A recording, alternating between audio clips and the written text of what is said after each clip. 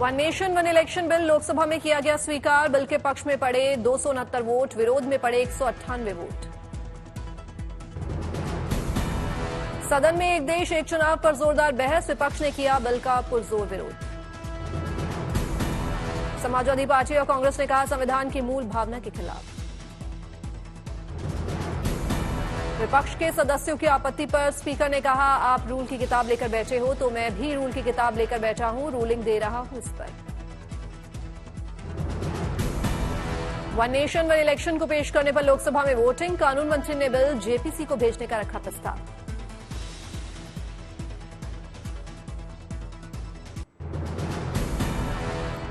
लोकसभा में electronic voting पर उठे सवाल, अमित शाह ने विपक्ष को क्या दिया जवाब, कहा पर्ची दे दीजिए।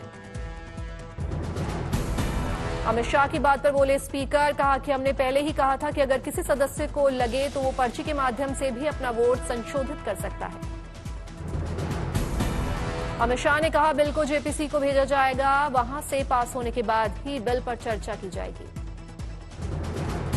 जब ये संविधान सुधार का विधेयक संवैधानिक संशोधन जब कैबिनेट में चर्चा में आया तब प्रधानमंत्री जी ने स्वयं मंशा व्यक्त करी थी कि इसको जेपीसी को देना चाहिए। इस पर विस्तृत चर्चा सभी स्तर पर होनी चाहिए। गौरव गोगोई ने कहा one nation one election bill असंवैधानिक, जेपीसी में भेजा जाए।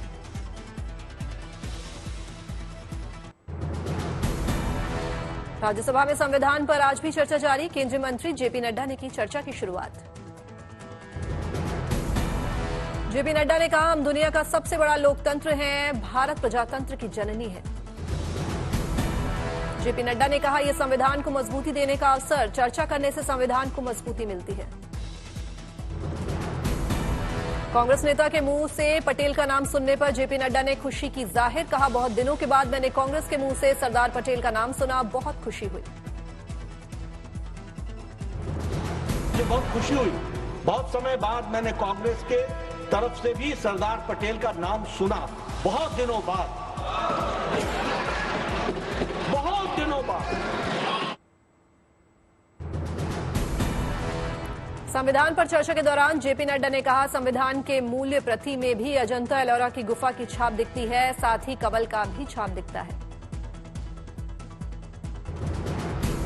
संविधान की मूल प्रति में भी अजंता एलोरा की गुफाओं का उसमें छाप दिखती है, उसमें हम सबको कमल का भी छाप दिखता है। जेपी नड्डा ने विपक्ष पर साधा निशाना, कहा हम इमरजेंसी पर चर्चा क्यों नहीं करें। जेपी नड्डा ने कहा देश नहीं बल्कि कुर्सी बचाने के लिए इमरजेंसी लागू की गई, देश को अंधकार में डाला गया। इमरजेंसी किस लिए लगी? देश को खतरा था क्या? देश को खतरा था क्या? नहीं, देश को खतरा नहीं था। कुर्सी। चर्चा के दौरान जेपी नड्डा ने मीडिया का भी जिक्र किया, कहा आपातकाल के दौरान मीडिया डट कर खड़ी रही, कांग्रेस को मीडिया की तपस्या का पता नहीं। जेपी नड्डा ने आर्टिकल 370 का भी जिक्र किया, कहा धारा 370 हटने से आज जम्मू कश्मीर भारत का अभिअंग बन गया, इसके लिए पीएम को बहुत बहुत बधाई देता हूं। आज आदरणीय प्रधानमंत्री जी को मैं बहुत बहुत सिर से बधाई देता हूं कि उनके सूझबूझ के कारण आज जम्मू कश्मीर भारत का अभिन्न अंग बन गया, पार्ट एंड पार्सल बन गया। यह हमको ध्यान। विपक्ष पर नड्डा का आरोप, कहा आपकी वजह से लाना पड़ रहा है one nation one election bill, आपने चुनी हुई सरकारों को गिराया और देश को हर तरीके से मुसीबत में डालने का काम किया। जेपी नड्डा ने सदन में बताया नामकरण का किस्सा, कहा मीसा जी आजकल लोकसभा में हैं, आपको मालूम नहीं होगा कि मीसा भारती का नाम मीसा क्यों पड़ा, क्योंकि लालू जी मीसा के तहत उस समय जेल में थे।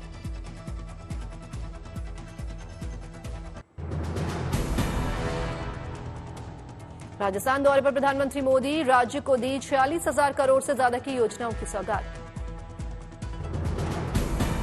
भजनलाल शर्मा, सरकार के 1 साल पूरा होने पर 1 वर्ष परिणाम उत्कर्ष कार्यक्रम शामिल हुए प्रधानमंत्री मोदी, ऊर्जा, सड़क, रेलवे और जल से जुड़ी योजनाओं का लोकार्पण और शिलान्यास किया। प्रधानमंत्री मोदी ने किसानों के मुद्दे को लेकर विपक्ष पर साधा निशाना। कहा, ये किसानों के नाम पर बातें बड़ी बड़ी करते हैं, लेकिन किसानों के लिए ना खुद कुछ करते हैं और ना दूसरों को करने देते हैं। पीएम मोदी ने कांग्रेस पर साधा निशाना। कहा, कांग्रेस समाधान के बजाय राज्यों के बीच जल विवाद को ही बढ़ावा देती रही। पीएम मोदी ने कहा, बीजेपी ने जो भी वादे किए उसे तेजी से पूरा कर रही है। राजस्थान में पूरी पारदर्शिता से परीक्षाएं भी हुई हैं, नियुक्तियां भी हो रही हैं। दिल्ली एनसीआर में फिर खराब हुआ वायु गुणवत्ता सूचकांक, 418 पहुंचा AQI।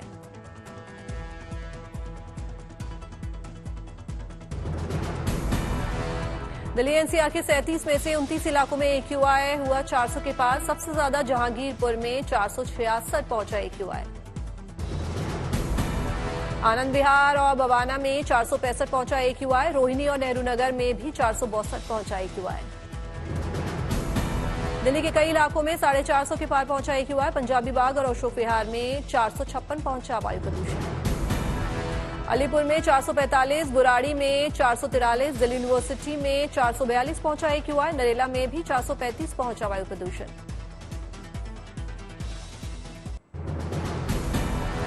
प्रदूषण से मरीजों, बच्चों, बुजुर्गों और विशेष रूप से सावधान रहने की जरूरत। मौसम विभाग के मुताबिक दिल्ली एनसीआर को खतरनाक प्रदूषण से जल्द राहत के आसार नहीं।